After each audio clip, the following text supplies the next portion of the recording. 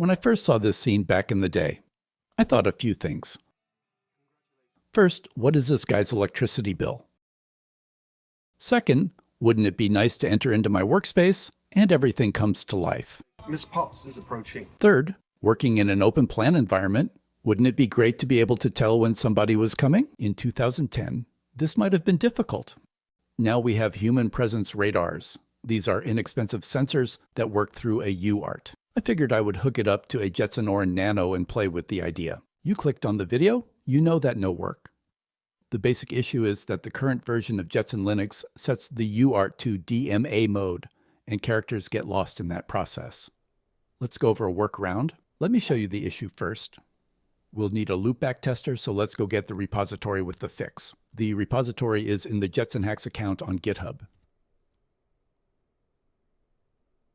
After cloning, we'll switch to that directory. Scroll down to the loopback test. We'll install the Python serial library. Then we'll add ourselves to the dial-out group so we can access the UART without needing sudo. Now we're ready to run the loopback test. Make sure that you have a jumper across pins 8 and 10. The test sends 128 characters and should receive them back unaltered. You can see it received zeros, which are dripping with spite and hate. Let's go back up and install our fix. This will install a device tree overlay, which tells the UEFI bootloader not to use DMA on this serial port. As a note, this will change the XT-Linux config file to use the overlay. You should still be able to select a previous configuration at boot time if there are issues.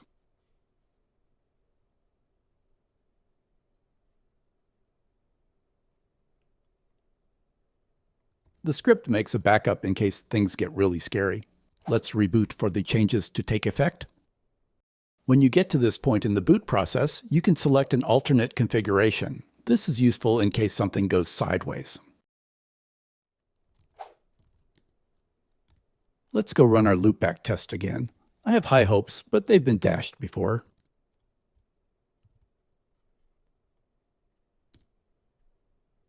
Would you look at that? The test passed. All is right in the world.